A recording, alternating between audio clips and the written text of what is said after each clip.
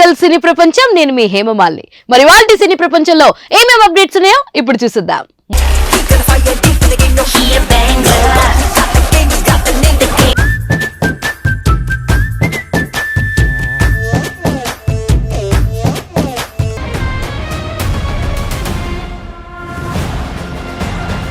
ముందుగా మొదటిది, deputy CM తో ఈవెంట్ చరిత్ర సృష్టించాలి అంటున్నారు దిల్ రాజు. మరి ఆ వివరాలేంటో ఇప్పుడు చూసేద్దాం.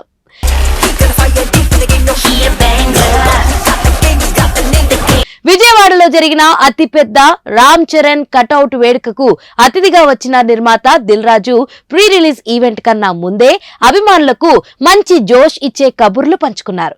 విడుదలకు కేవలం 13 రోజులే ఉండడంతో ఫ్యాన్స్ ఎగ్జైట్మెంట్ అంతకంతా పెరుగుతూ పోతుంది. ఈ సందర్భంగా దిల్ రాజు మాట్లాడుతూ, ఈవెంట్ కన్నా ముఖ్యంగా పవన్ కళ్యాణ్ ని కలిసేందుకు వచ్చానని, అమెరికాలో అంత గ్రాండ్ సెలబ్రేషన్ చేసుకున్నాక ఇక్కడ డిప్యూటీ సీఎం ఆధ్వర్యంలో జరిగితే ఇంకెంత బాగుంటుందని ఊరించడంతో ఒక్కసారిగా ప్రాంగణంలో చప్పట్లు మారుమోగిపోయాయి.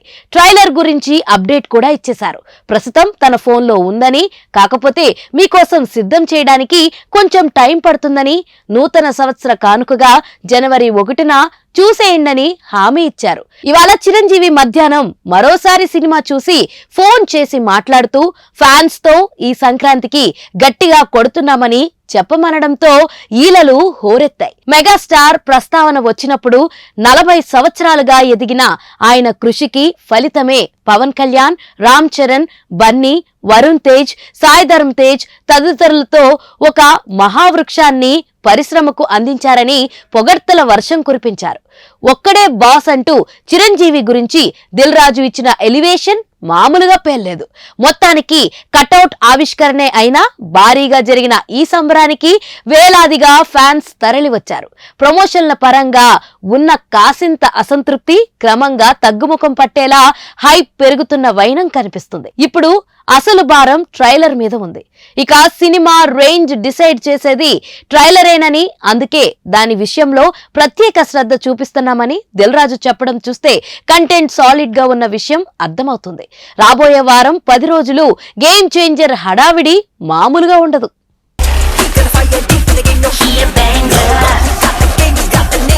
మన సినీ ప్రపంచంలో నెక్స్ట్ అప్డేట్, దూసుకుపోతున్న వెంకీ. మరో వివరాలేంటో ఇప్పుడు చూద్దాం.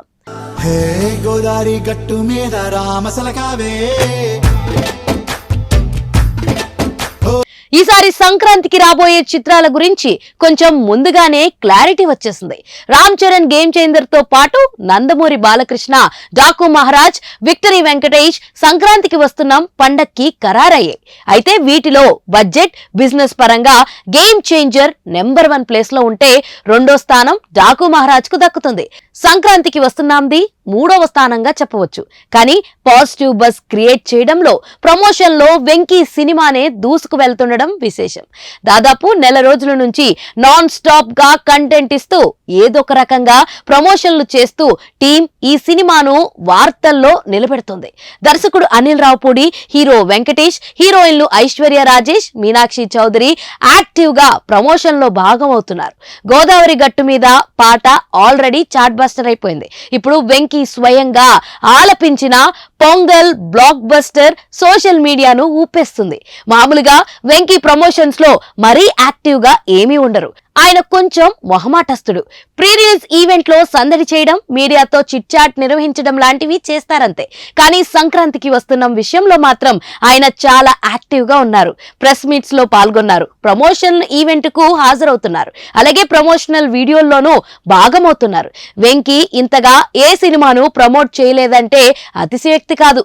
దర్శకుడు అనిల్ రావుపూడి సినిమా తీయడంతో సరిపెట్టకుండా డిఫరెంట్ గా, ఎంటర్టైనింగ్ గా ప్రమోషన్లను ప్లాన్ చేస్తూ సినిమాకు చాలా మేలు చేస్తున్నారు. పండక్కి సూట్ అయ్యే ఫ్యామిలీ ఎంటర్టైనర్ కావడం వల్ల ప్రేక్షకుల్లోనూ ఈ సినిమా మీద మంచి అంచనాలున్నాయి. మిగతా 2 సంక్రాంతి చిత్రాలు ప్రమోషన్ల పరంగా బాగా వెనకబడి ఉన్నాయనే చెప్పాలి. ఇకనైనా అవి జోరు పెంచాల్సిందే.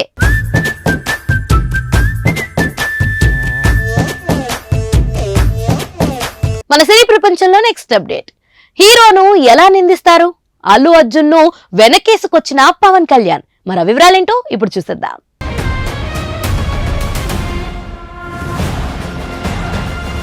సంధ్య థియేటర్ ఘటనలో హీరో అల్లు అర్జున్ ని ఒంటరి చేసినట్లుగా ఉందంటూ AP deputy CM Pavan Kalyan వ్యాఖ్యానించారు. విలేకరులతో చిట్ చాట్ గా మాట్లాడిన ఆయన ఆసక్తికర వ్యాఖ్యలు చేశారు.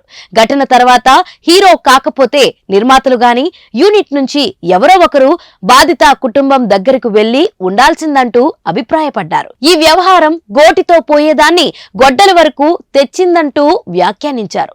థియేటర్ వద్ద అల్లు అర్జున్ అభిమానులకు అభివాదం చేయడంలో తప్పులేదన్నారు.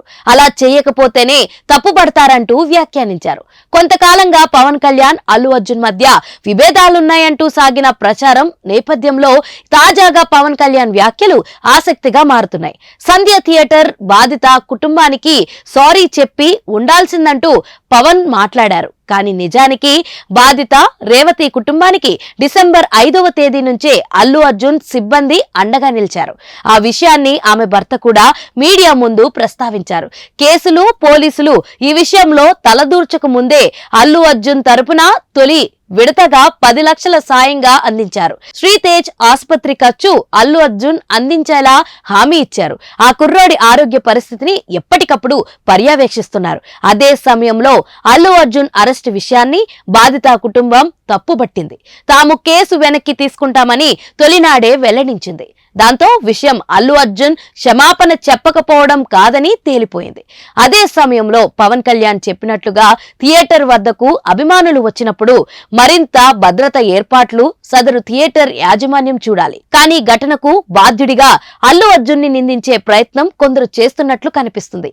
అభిమానులకు చేయి ఊపడం కూడా సీఎం రేవంత్ రెడ్డి తప్పుబట్టారు. కానీ అలా అభివాదం చేయకపోతే హీరోను మరో రకంగా అర్థం చేసుకుంటారని సినీ హీరోగా తన అనుభవపూర్వక అంశాన్ని పవన్ కళ్యాణ్ ప్రస్తావించారు.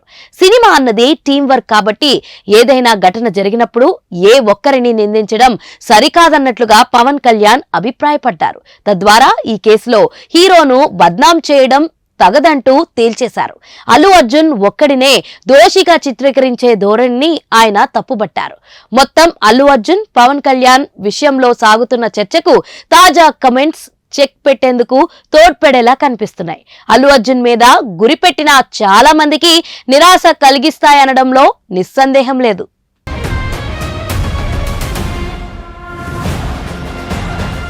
చూసారు కదా, ఇదండి ఇవాల్టి సినీ ప్రపంచం. మరొక ఇంట్రెస్టింగ్ ఎపిసోడ్ తో మళ్ళీ కలుసుకుందాం. అప్పటి వరకు చూస్తూనే ఉండండి పూరా local. This is your Hemamalini signing off. Bye.